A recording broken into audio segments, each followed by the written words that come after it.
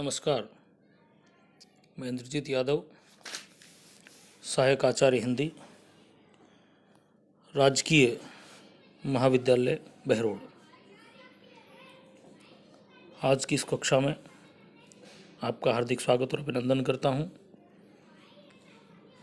साथियों, कल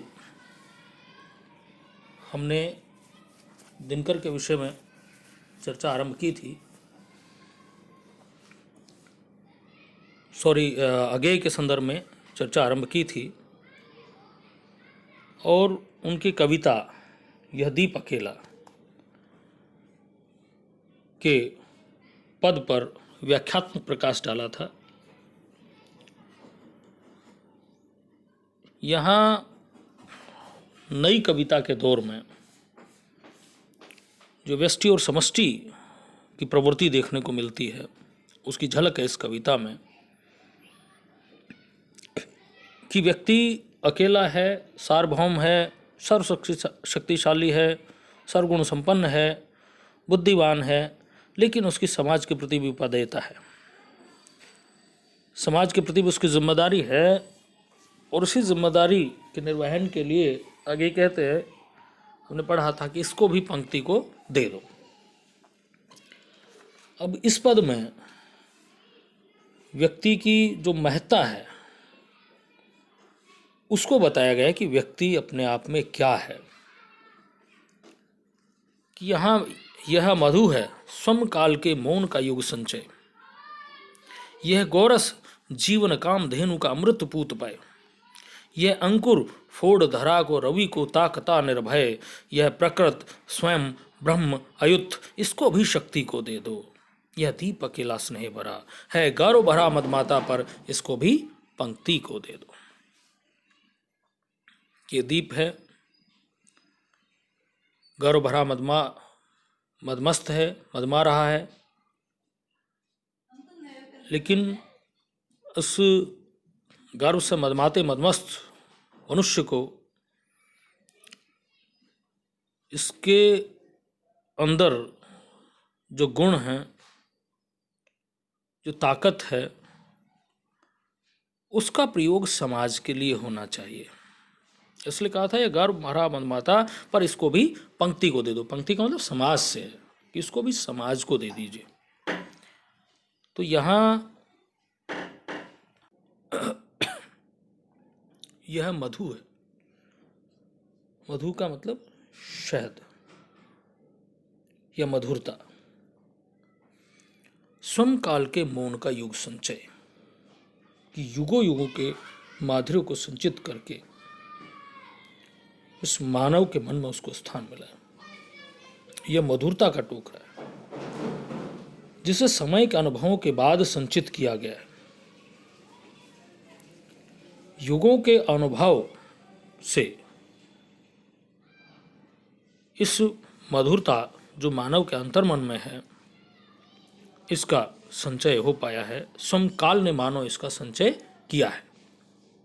यह गौरस, यह गाय का रस है, दूध दही, गाय से प्राप्त होने वाले जो मानव उपयोगी दूध दही जैसे पदार्थ हैं, वो है जीवन काम धेनु का, यानी कि जीवन रूपी काम धेनु का अमृत पूत पे, कि जीवन रूपी जो काम धेनु है,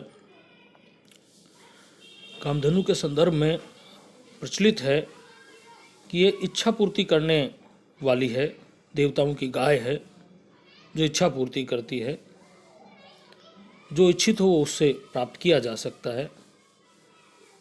इसे उस गाय कामधेनु का दूध दही समझो। पूत पे यह अमृत है और पूत पे उसके समान पवित्र दूध है।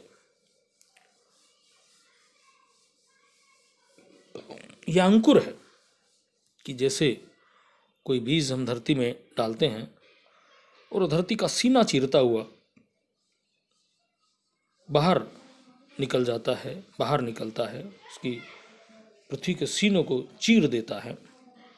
तो ये अंकुर फोड़ धरा को रवि को ताकता निर्भय, ये धरा के सीनों को चीर कर बाहर आता हुआ मानो निर्भीक रूप से निर्भीक मुद्रा में आकाश की ओर रवि को निहार रहा है, सूर्य को निहार रहा है, उसको चुनौती दे रहा है। यह प्रकृत का मतलब प्रकृति से उत्पन्न है, प्रकृति प्रदत्त है। इसके लिए किसी विशेष प्रकार के प्रयास की जरूरत नहीं है, ये प्रकृत है।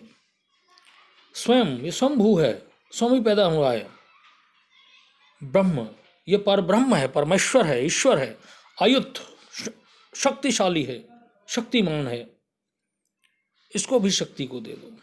यह सर्वशक्तिशाली है, शक्तिमान है, लेकिन फिर भी समाज से असंबद्ध है, इसलिए इसको समाज को समर्पित कर देना चाहिए, समाज से संबद्ध कर देना चाहिए, समाज से जोड़ देना चाहिए, इसे समाज को समर्पित कर देना चाहिए। यानी कि इस पद में सदियों का जो संचय है, सदियों के ज्ञान का जो संचय मनुष्य के रूप में मधुरता का है, गोरस है, अंकुर है, ये सब चीजें प्रतीक हैं। गोरस है, स्वास्थ्यवर्धक होता है, व्यक्ति की समस्त प्रकार की जो बीमारियां होती हैं उनमें किसी न किसी रूप में काम आने वाली चीजें होती हैं। तो ये जिंदगी भर का अनुभव है। ये मधु है, शहद है, जो स्वयं काल के मौन का युग संचय है। यानी कि काल ने स्वयं इसका संचय किया है। जो मानव हमारे सामने आज उपस्थित है वो मानव काल द्वारा निर्मित है। अंकुर है, फोड़ धरा को रवि को ताकता निर्भय, कि धरा के सीने को फोड़ कर वो निर्भीक रूप से मानो रवि को ताक रहा है, चुनौती देता है सीधी। प्रकृत है, कृत्रिम नहीं है, प्रकृत है, प्राकृतिक है, स्वयं है, स्वयंभू है, अपने आप ही पैदा हुआ है, ब्रह्म है, स्वयं ब्रह्म है, परमेश्वर, अयुत है, शक्तिशाली है, इसको भी शक्ति को दे दो। यह दीप अकेला स्नेह भरा, इस गह गर्व भरा मदमाता, पर इसको भी पंक्ति को दे दो। यानी कि ये दीप अकेला है, समाज से असंबद्ध है, लेकिन स्नेह से भरा हुआ है, माधुर्य से भरा हुआ है, गुणों से भरा हुआ है, शक्ति से युक्त है, मदमस्त है, गर्व से भरा हुआ, मदमस्त बना हुआ है, लेकिन फिर भी इसको पंक्ति को दे दो। उसके बाद भी इसे समाज के प्रति समर्पित कर देना चाहिए, समाज से इसको जोड़ देना चाहिए। तो यहाँ कवि व्यक्ति के महत्व को इंगित करता है, उसके महत्व की प्रतिष्ठा करता है, और साथ ही उस व्यक्ति की योग्यता को, उस व्यक्ति के गुणों का, उस व्यक्ति की शक्ति का जो प्रयोग है वो समाज हित में होना चाहिए, समाज के पक्ष में होना चाहिए। ये कवि कहना चाहता है कि व्यक्ति का स्वतंत्र वजूद है, ठीक है, लेकिन उस स्वतंत्र वजूद की उपादेयता समाज से जुड़ने में है, समाज से अलग होने में नहीं है। इसलिए उस व्यक्ति को कभी समाज से जुड़ने की बात करता है, समाज से जोड़ने की बात करता है, समाज से जोड़कर रखने की बात करता है। धन्यवाद दोस्तों। यहाँ इस पद में व्यक्ति के महत्व को इंगित किया गया है। धन्यवाद।